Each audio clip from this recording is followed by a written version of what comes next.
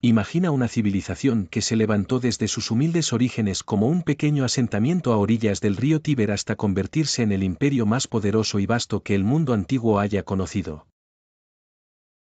Roma no solo dominó territorios, sino que también moldeó la cultura, la política y la historia de civilizaciones futuras.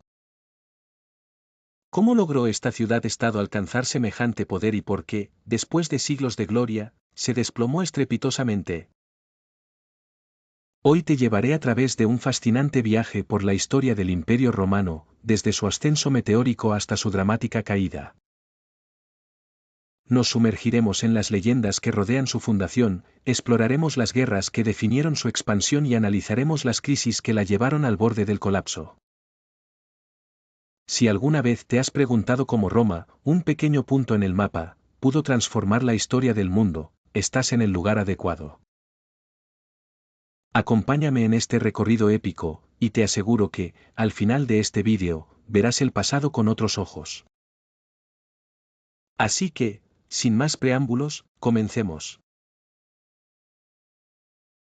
Los orígenes de Roma están envueltos en un fascinante manto de mitos y leyendas, muchos de los cuales fueron esenciales para construir la identidad romana.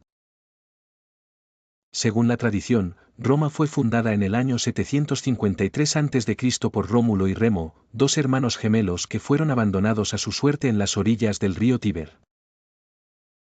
Rescatados y amamantados por una loba, crecieron para convertirse en líderes, pero el destino los enfrentó en una lucha fratricida que terminó con la muerte de Remo a manos de su hermano Rómulo, quien se convirtió en el primer rey de Roma.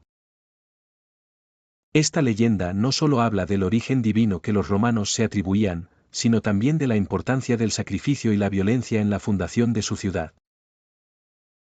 Más allá de los mitos, la historia real de Roma probablemente comenzó como un pequeño asentamiento en la colina del Palatino, uno de los 7 montes de Roma. Los primeros habitantes eran miembros de tribus latinas que eligieron este lugar por su posición estratégica y sus recursos naturales. Durante este periodo, Roma fue gobernada por una serie de reyes etruscos que dejaron una huella indeleble en la cultura romana, desde su religión hasta sus instituciones políticas. La transición de la monarquía a la república en el 509 a.C., tras el derrocamiento de Tarquinio el Soberbio, marcó un punto de inflexión crucial. Este cambio no fue solo político, sino también cultural, ya que Roma comenzó a desarrollar un sentido de identidad republicana, caracterizado por la participación de los ciudadanos en la vida pública y una desconfianza inherente hacia el poder absoluto.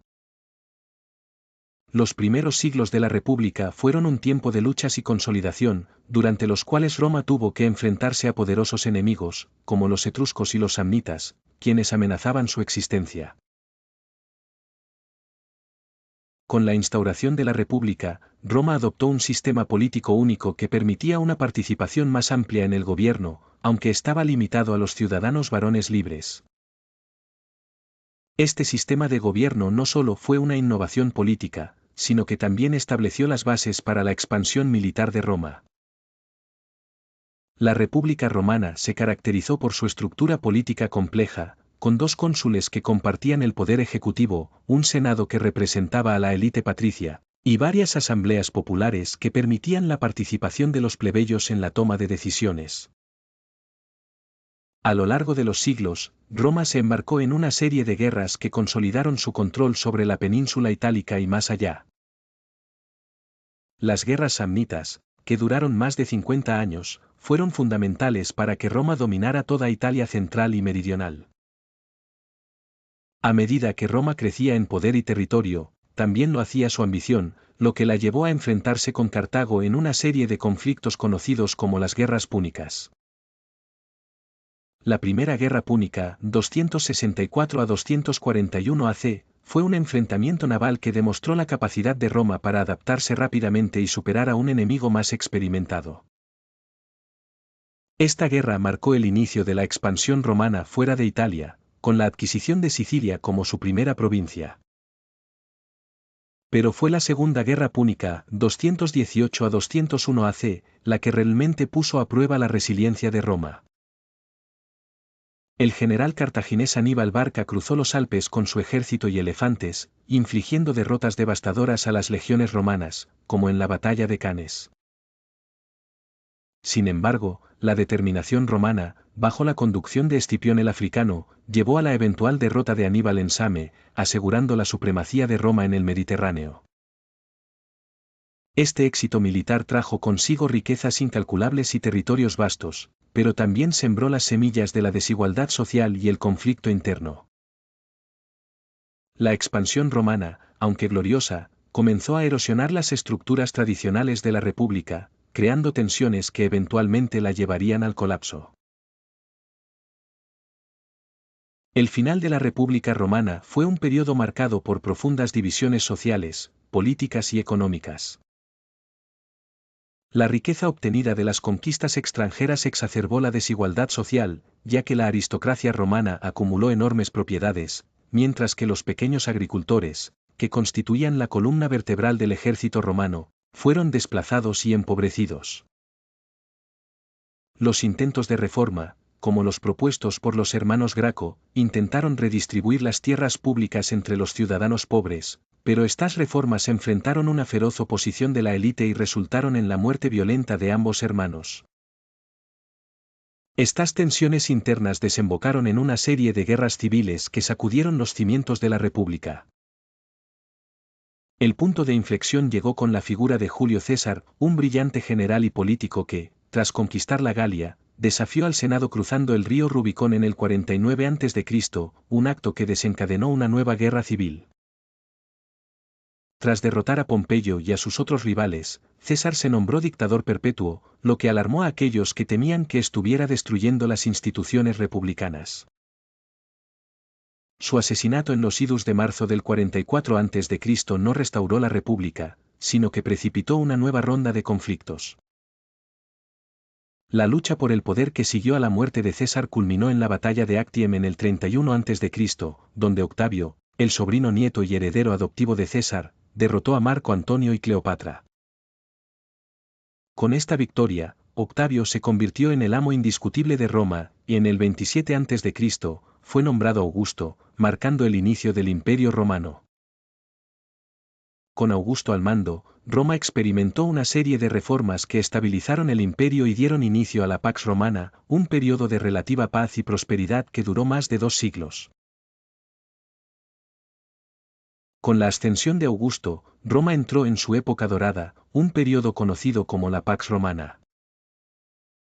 Este fue un tiempo en el que el imperio alcanzó su mayor extensión territorial y experimentó una estabilidad interna sin precedentes.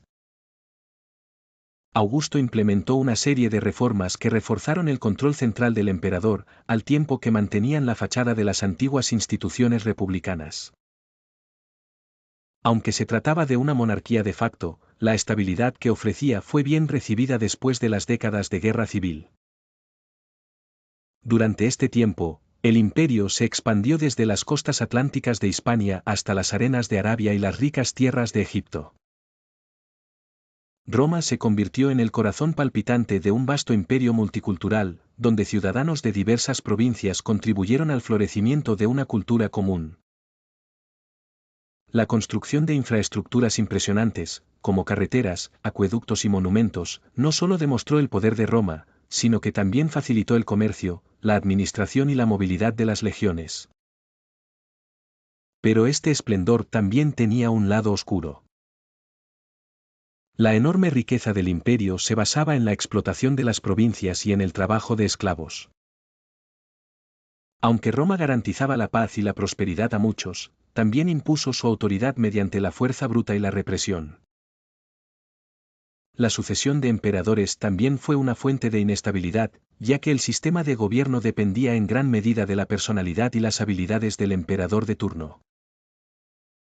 Los emperadores que siguieron a Augusto, como Tiberio, Calígula, Claudio y Nerón, variaron en sus capacidades y estilos de gobierno, pero todos enfrentaron desafíos relacionados con el manejo de un imperio tan vasto y diverso.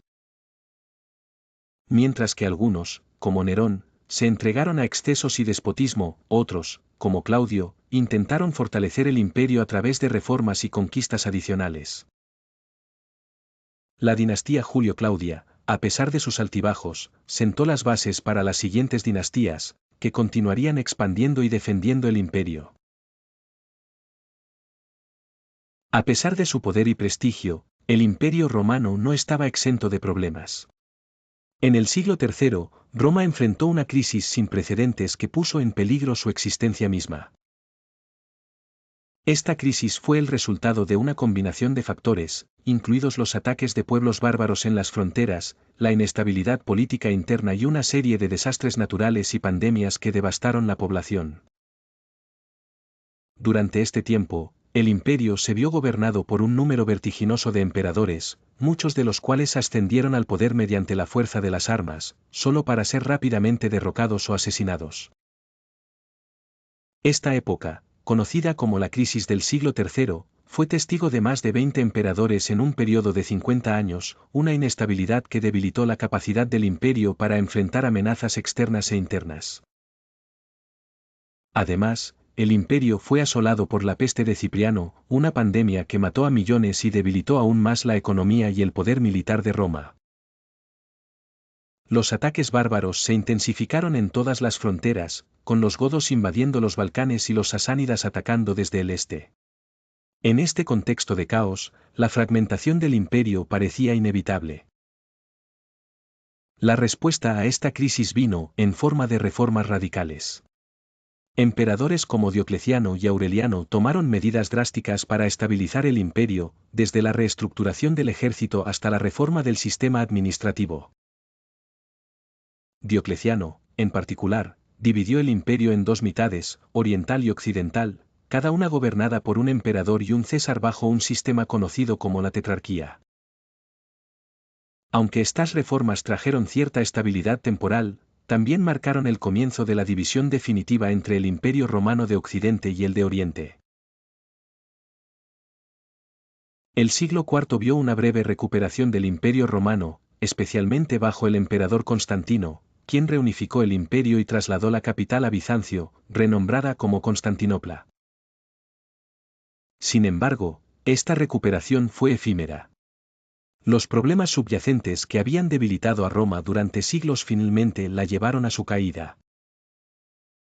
Constantino también introdujo el cristianismo como una fuerza unificadora dentro del imperio, legalizando la religión y estableciendo un nuevo orden religioso que eventualmente reemplazaría las antiguas tradiciones paganas. Sin embargo, esta transformación también causó divisiones dentro de la sociedad romana, donde las élites tradicionales y los cristianos a menudo chocaban.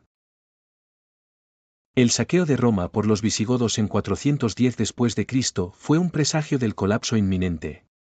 Aunque Roma había sido saqueada antes, esta vez marcó un punto de no retorno. La autoridad del imperio en Occidente se desmoronó a medida que otros pueblos germánicos, como los vándalos y los hunos, avanzaban sobre las tierras romanas. La situación empeoró con la incapacidad del imperio para defender sus fronteras y mantener la cohesión interna. Finalmente, en 476 después de Cristo, el último emperador romano de Occidente, Rómulo Augustulo, fue depuesto por Odoacro, un líder germano. Este evento es tradicionalmente visto como el final del Imperio Romano de Occidente, aunque el Imperio Romano de Oriente, conocido como el Imperio Bizantino, continuó prosperando por otros 1000 años. La caída de Roma no fue un evento súbito, sino un proceso gradual de decadencia interna y presión externa. ¿Podría Roma haberse salvado? Algunos historiadores argumentan que si no hubiera sido por la constante presión externa, el imperio podría haber sobrevivido. Mientras que otros creen que la decadencia interna fue la verdadera causa de su caída. ¿Tú qué opinas? Déjamelo saber en los comentarios. El legado del Imperio Romano es innegable. Su influencia se siente en prácticamente todos los aspectos de la vida moderna, desde las leyes y la arquitectura hasta el idioma y la cultura. Aunque el imperio como entidad política colapsó, su impacto perdura hasta nuestros días. El derecho romano sentó las bases para los sistemas legales de muchos países, y las lenguas romances, como el español, francés e italiano, evolucionaron directamente del latín hablado en todo el imperio. La arquitectura romana, con sus arcos, cúpulas y acueductos, sigue inspirando a los arquitectos modernos. Incluso la idea de una Europa unificada tiene sus raíces en la Pax Romana. A lo largo de la historia, Roma ha sido tanto un ejemplo de grandeza como una advertencia sobre los peligros del exceso de poder. Su ascenso y caída nos recuerda la fragilidad de las civilizaciones y la importancia de aprender de la historia. Las lecciones de Roma son tan relevantes hoy como lo fueron hace milenios: la importancia de la cohesión social, la necesidad de adaptarse al cambio, y los peligros de la arrogancia y el exceso de poder. Si te ha gustado este viaje por la historia de Roma, dale like y comparte este vídeo con quienes también disfruten de la historia. Y no olvides suscribirte al canal para más contenido que te llevará a través de las épocas más fascinantes de la humanidad. Nos encantaría escuchar tu opinión en los comentarios, así que cuéntanos, ¿qué piensas sobre el legado de Roma? Hasta la próxima.